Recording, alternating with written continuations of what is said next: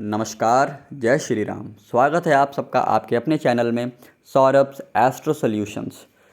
आज के इस वीडियो श्रृंखला में हम ज्योतिष के सबसे अहम मुद्दों में से एक पे चर्चा करेंगे, जिनका फल कथन में बहुत अहम किरदार है और दशा अंतरदशा के फलित में भी ये बहुत विशेष रूप से प्रयोग किए जाते हैं। इसमें से पहला है 22वां दृश्यकांड और दूसरा है 64वां Navamsa. In today's video lecture, we are going to discuss, talk and understand what is the importance, significance and relevance of 22nd Dreshkana and 64th Navansha। ज्योतिष शास्त्र में बृहद पराशर होरा शास्त्र, जातक भरणम, जातक पारिजात, तमाम ऐसे क्लासिकल ग्रंथ हैं जिसमें इनके बारे में चर्चा की गई है, जिसमें से बृहद पराशर होरा शास्त्र, जातक पारिजात, जातक भरणम प्रमुख हैं। 22वां दृश्यकांड और 64वां नवांश कहते हैं ज्योतिष शास्त्र में लग्न कुंडली, चंद्र कुंडली और नवांश कुंडली, ये तीन कुंडलियां अति महत्वपूर्ण और विशेष स्थान रखती हैं। परंतु अन्य वर्ग कुंडलियां भी अपना विशेष स्थान रखती हैं, जैसे सप्तमांश चक्र, आप सप्तमांश चक्र भी कह सकते हैं, सप्तमांश कुंडली भी कह सकते हैं, दशमांश चक्र, होरा चक्र या होरा कुंडली। उसी प्रकार दृश्यकांड कुंडली भी होती है। तो और समय विलंब न करते हुए आइए इस कार्यक्रम की श्रृंखला को आगे बढ़ाते हैं। ओम नमः शिवाय, ओम नमः शिवाय, ओम नमः शिवाय। कहा गया है, होई सो होई जो राम रचि राखा, होगा वही जो विधि और परमात्मा ने तय कर रखा है। परंतु ज्योतिष को वेदों का नेत्र कहा गया है, जिसके ज्ञान से आप इस बात का अंदाज़ा लगा सकते हैं कि आपका कौन सा समय अच्छा है या बुरा है। आपकी जीवन का कौन सा समय ऐसा है जब आपको ज़्यादा सतर्क होना है। देखिए, होगा तो वही जो पहले से तय है, परंतु आप थोड़ा सा मानसिक रूप से तैयारी कर सकते हैं। अगर आपकी नियति में होगा तो, आपके प्रारब्ध में उसके लिए स्थान होगा तो जीवन का महत्वपूर्ण समय जब आपको रहना है सतर्क। वैसे तो ज्योतिष शास्त्र में कहा गया कि 6, 8, 12, 6, 8 और 12वें भाव की दशा अंतर हमेशा कष्टकारी ही होती है। अगर विपरीत राजयोग या नीचभंग राजयोग नहीं है तो 6, 8, 12 भाव के अलावा भी ज्योतिष शास्त्र में 22वें दृश्यकांड का जो स्वामी होता है उसकी दशा अंतरदशा प्रत्यंतर दशा का भी बड़ा अहम किरदार होता है। अब क्या है ये 22वां दृश्यकांड?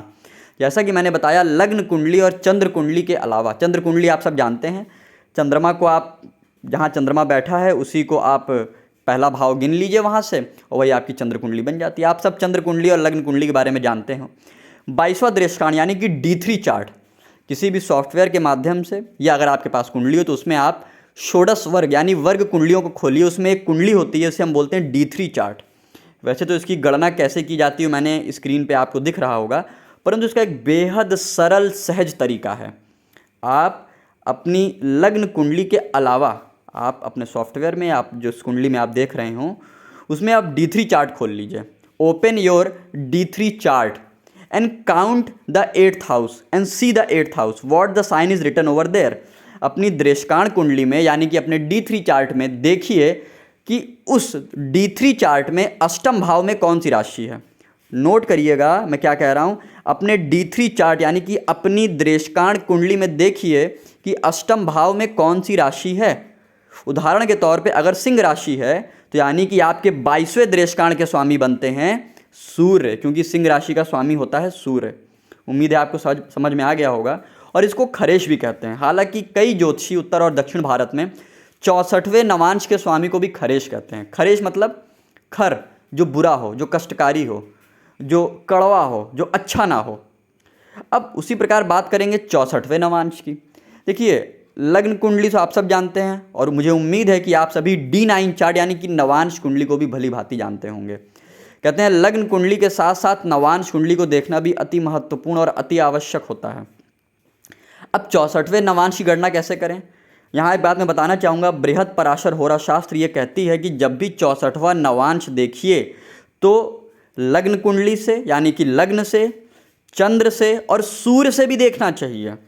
आप सब जानते होंगे कि उत्तर और दक्षिण भारत में लग्न कुंडली, चंद्र कुंडली और इसके साथ सूर्य कुंडली को भी देखा जाता है। तो आप 64वें नवांश की गणना लग्न कुंडली से, चंद्र कुंडली से और सूर्य कुंडली से भी कर सकते हैं।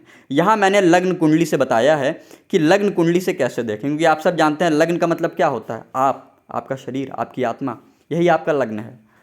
चंद्रमा क्या है, चंद्रमा मन सो जाता। तो लग्न कुंडली से 64वां नवांश कैसे निकालें, तो जो भी आपकी लग्न कुंडली है उसके अलावा षोडश वर्ग में अपना D9 चार्ट खोल लीजिए। लग्न कुंडली के अलावा जो आपका D9 चार्ट है, यानी जो आपकी नवांश कुंडली है, open your D9 chart and count the 4th house. आपके whatever the sign written in the 4th house of your D9 chart, that is your 64th Navamsa. आपके D9 चार्ट में यानी नवांश कुंडली में जो चौथे भाव का स्वामी होगा वही आपका 64वां नवांश होता है या 64वें नवांश का स्वामी होता है। ध्यान रखिएगा कि आपके D9 चार्ट में यानी आपकी नवांश कुंडली में चौथे भाव का स्वामी होता है 64वां नवांश। आइए एक उदाहरण से समझते हैं। ये एक लग्न कुंडली है, वृषभ लग्न की कुंडली है। लग्न का मान आप नोट कर लीजिए 28 डिग्री 38 कला, यानी कि here the ascendant is of 28 degrees and 38 minutes. अब हम लग्न कुंडली को हमने देख लिया, लग्न कुंडली का मान नोट कर लिया। देखिए सबसे महत्वपूर्ण तो लग्न कुंडली ही होती है, परंतु सटीक विश्लेषण के लिए हमें नवांश भी देखना होता है। अब आइए 64वें नवांश की गणना करते हैं। ये नवांश कुंडली है। अब यहाँ चौथा भाव गिन लीजिए। ध्यान रखिएगा 4th house, you have to calculate the 4th house. तो यहाँ 4th हाउस बनता है जहाँ 9 नंबर लिखा है, यानी कि जहाँ धनु राशि है, तो इसको नोट कर लीजिए आप। अब धनु राशि के स्वामी बनते हैं देव गुरु बृहस्पति, यानी इस वृषभ लग्न की कुंडली में in this taurus ascendant Jupiter is the lord of 64th नवांशा, यानी इस वृषभ लग्न की कुंडली में 64वें नवांश का स्वामी बनता है बृहस्पति ग्रह। देव गुरु बृहस्पति बनते हैं इस वृषभ लग्न की कुंडली में 64वें नवांश के स्वामी ग्रह। अब इसको आप नोट कर लीजिए। आपने लग्न नोट कर लिया, अब आपने ये नोट कर लिया कि नवांश कुंडली में 64वां नवांश कौन सा है। अब आइए दृष्कांड निकालते हैं कि 22वां दृष्कांड कौन सा है। देखिए अब ये आपके सामने दृष्कांड कुंडली है। आपने उम्मीद है कि आपने अपनी D3 कुंडली खोल ली होगी, दृष्कांड कुंडली। अब इसमें देखिए अष्टम भाव कहाँ है। ध्यान रखिएगा अष्टम भाव की बात कर रहा हूँ। जहाँ 5 नंबर लिखा है वो है अष्टम भाव, इसको नोट कर लीजिए एक जगह। 5 नंबर माने सिंह राशि। सिंह राशि के स्वामी कौन होते हैं, सूर्य देव होते हैं। अब इसको नोट कर लीजिए। उम्मीद है आपको 64वां नवांश समझ में आ गया होगा और दृष्कांड कुंडली भी। Open your D3 chart and look and count the 8th house. There written will in this chart it is written 5 means Leo sign, hence the lord of 22nd decanate will be sun. सूर्य यहाँ पे 22वें दृष्कांड का स्वामी बनता है।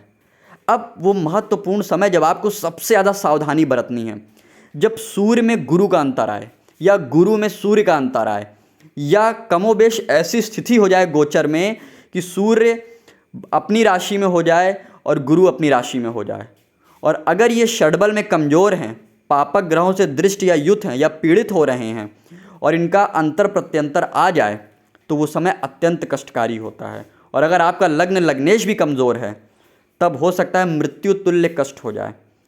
जिसकी ये कुंडली है, जिस किसी जातक की या जातिका की, उनका जब ये समय आया तो उनके वैवाहिक दाम्पत्य जीवन में अत्यधिक खटास आई, तो नौबत यहाँ तक आ गई कि मामला कोर्ट कचहरी तक भी पहुँच गया।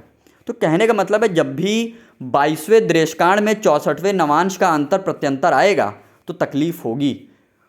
हाँ, ये इस बात पर भी निर्भर करेगा कि उन ग्रहों के पास षड्बल में कितना बल है और लग्न लग्नेश की क्या स्थिति है।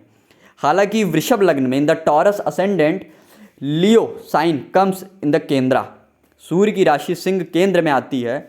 अब अगर सूर्य स्वग्रही हो, मजबूत स्थिति में हो और लग्नेश भी बली हो तो कष्ट कम मिलता है, परंतु देखिए कष्ट तो मिलेगा। अगर वह ग्रह भले वो लग्नेशी क्यों ना हो, कोई भी ग्रह हो, अगर वो 64वें नवांश का स्वामी है या 22वें दृष्कांड का स्वामी है तो वो अपने उस स्वरूप का, उस स्थिति का फल देगा। उदाहरण के तौर पे अगर आपका लग्नेश 6ठे भाव का या अष्टम भाव का स्वामी है तो देखिए 6ठे भाव और अष्टम भाव का फल देने के लिए कोई दूसरा ग्रह नहीं आएगा, उसका फल भी वो ग्रह ही देगा। हाँ, कम या ज़्यादा दे सकता है। तो विचारणीय तथ्य यह है कि ग्रह चाहे शुभ भाव का स्वामी हो या अशुभ भाव का स्वामी, चाहे एक साथ दोनों भावों का, वह फल दोनों का ही देगा। ये मत समझिएगा कि नहीं हमारा लग्नेश है तो वो अष्टम का स्वामी है तो वो अष्टम का फल नहीं देगा, जी नहीं। लग्नेश है लेकिन अष्टम का भी तो स्वामी है, लग्नेश है छठे भाव का भी तो स्वामी है, तो उसका फल भी वही ग्रह देगा। एक बात और यहाँ पे विचारणीय हो जाती है कि जब हम फलकथन की बात करते हैं तो फलाफल करते वक्त इस बात का ध्यान रखिए कि लग्नेश की स्थिति कैसी है। अगर लग्नेश बली है और तब अगर आपका 22वां दृष्कांड और 64वें नवांश की दशा अंतर आती है और कमोबेश 64वें नवांश का स्वामी और 22वें दृष्कांड का स्वामी लग्न कुंडली में शुभ ग्रहों से दृष्ट या युत है तो तकलीफ कम होती है।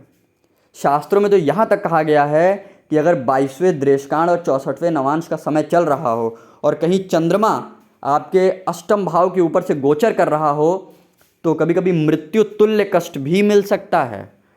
तो वैसे तो ज्योतिष शास्त्र में 6, 8 और 12 इन भावों के स्वामियों की जब दशा अंतर आती है तो उस समय बुरा माना गया है, अगर आपकी कुंडली में विपरीत या नीचभंग राजयोग ना हो या परिवर्तन योग ना हो। परंतु 64वें नवांश और 22वें दृष्कांड की दशा अंतर प्रत्यंतर में बहुत सावधानी बरतें। हालांकि इसके साथ में आपको योगिनी दशा और अन्य चीज़ों को भी देखना होता है, परंतु ये दो बहुत महत्वपूर्ण तथ्य हैं। अक्सर हमें लगता है हमारी कुंडली में इतने बड़े बड़े राजयोग हैं, शश महापुरुष राजयोग है, मालव्य योग है, इतना अच्छा सब कुछ तो अच्छा चल रहा है, फिर समय इतना बुरा क्यों? तो उसके पीछे कारण ये होता है, आप इस बात को नज़रअंदाज कर देते हैं कि आपकी कुंडली में कहीं 64वें नवांश का समय तो नहीं चल रहा है या 22वें दृष्कांड का समय तो नहीं चल रहा है। हालांकि यह समय बहुत सूक्ष्म होता है, कभी कभी लंबा भी हो सकता है, साल 1.5 साल का भी या 2 साल 2.5 साल का भी हो सकता है, या दशा अंतर में लंबा भी हो सकता है। तो इसको देखिए और विचार करिए। मिलते हैं अगले लेक्चर में।